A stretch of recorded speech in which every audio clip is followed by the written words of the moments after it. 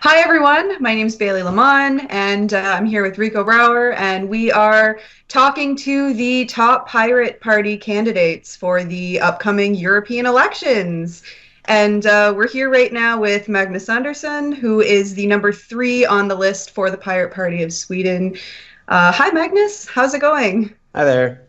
I'm good.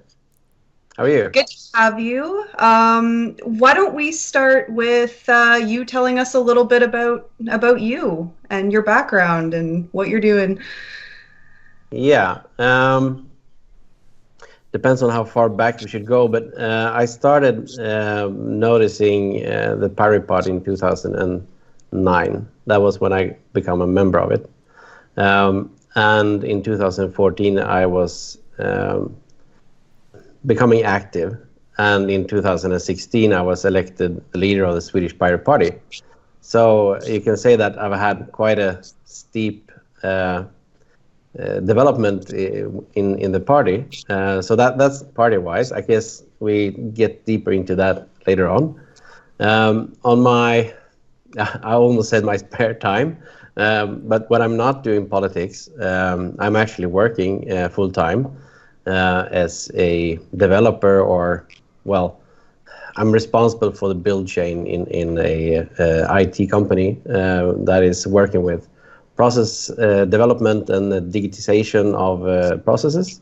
So I'm part of the digital revolution, so to speak, trying to digitize everything and make sure that everything works as fast and smooth as possible. So in 2006, Pirate Party was started by a programmer, if I'm not mistaken, in Sweden, in your country. Yeah. So if you could explain about that, how did that go? Yeah, it's been a few years now. So 2006, I was in the early morning of January 1st when Rick Falkvinge went online with the very first Pirate Party website. It was, as he described it, ugly as hell, but it was still when we actually started. And the start came from a frustration, seeing that the politics of the day didn't even know much about the digital society and internet and stuff like that. So they didn't know where to start, even asking questions, because they didn't understand anything. So it's been a process a few years earlier, but that was the date when we started the Pirate Party here in Sweden and started the movement. And from there, as you've seen, we have spread quite far. I think it's over 60 countries in the world, and I think it's like 36 something active pirate parties around the world, which is kind of cool because it's so extremely fast. There is no such event before in global politics that's happened. So it's still a very young political movement, which we need to understand.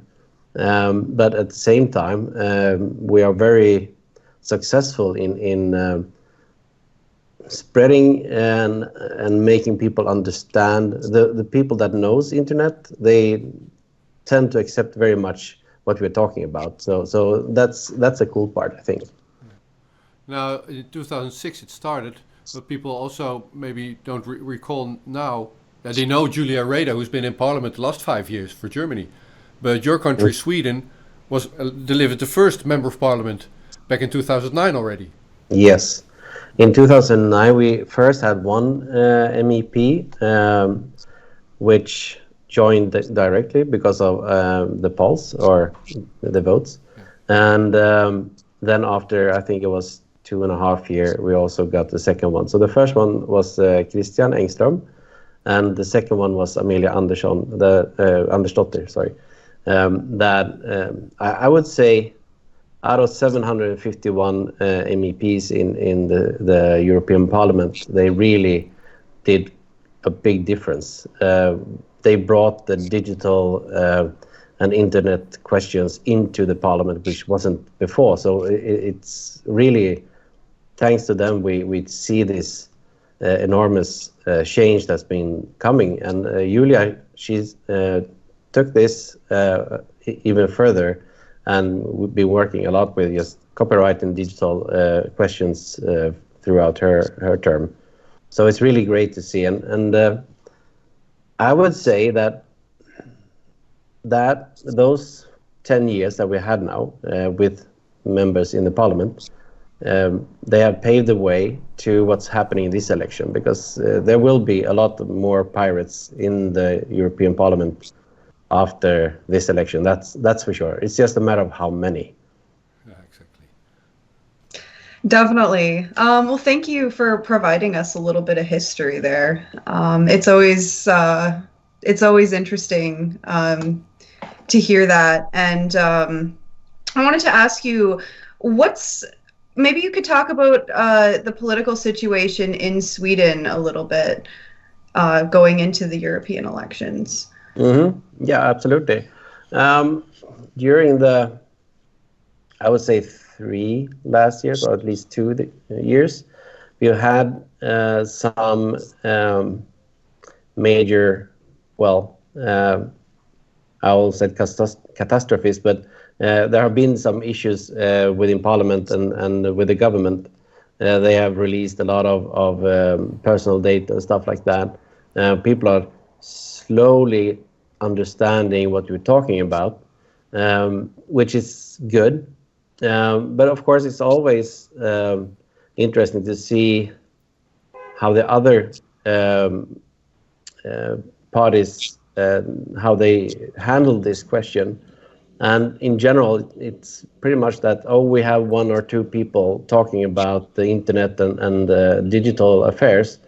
But when it comes to the Pirate Party, we are digital affairs, we are internet. So that means that it's really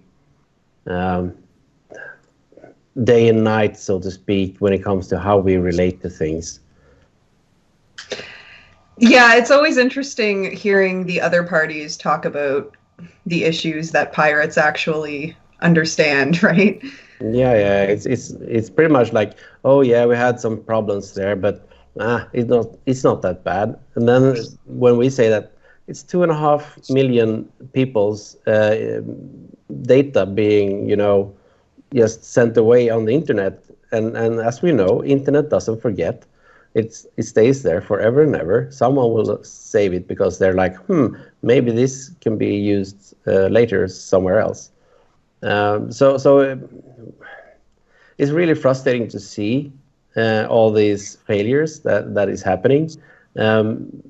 We see now last time, or I hope it's the last time, when all the private it was a phone company that actually allowed everyone to hear the voicemails of everyone within that, all their, what do you call it? The people that have their phone company anyway. So it's just disastrous, and there is not a low-level limit even. It's just, it goes down. So it's disastrous. But I hope that they will learn, or at least the hard way. They're going to learn one way or another, right?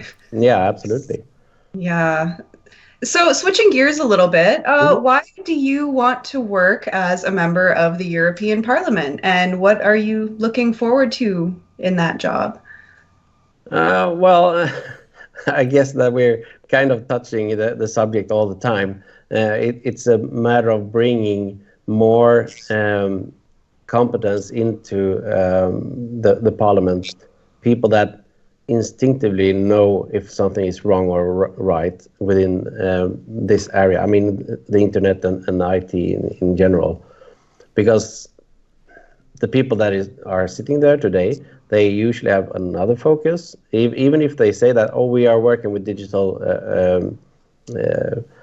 questions and stuff like that. It's not their primary question. So that is something that I really, really look forward to.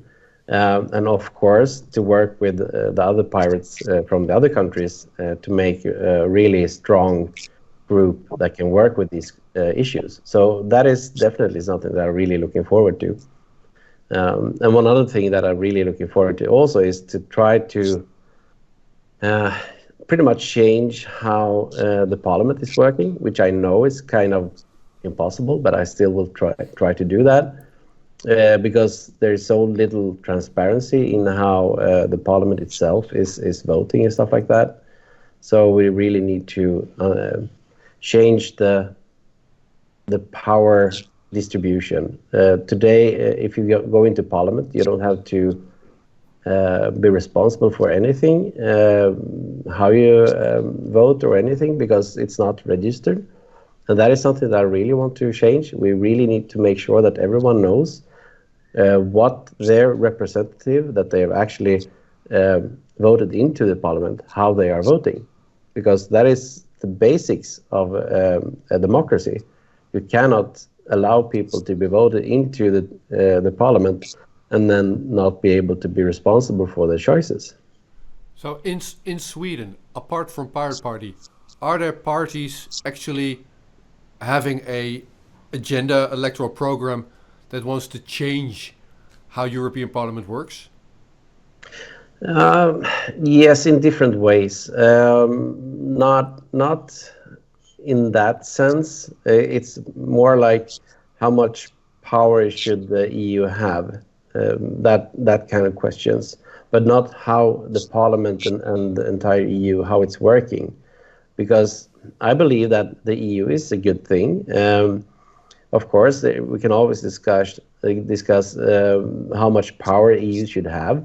But when we are having issues with, we can send money, we can send items, we can send people throughout the European Union.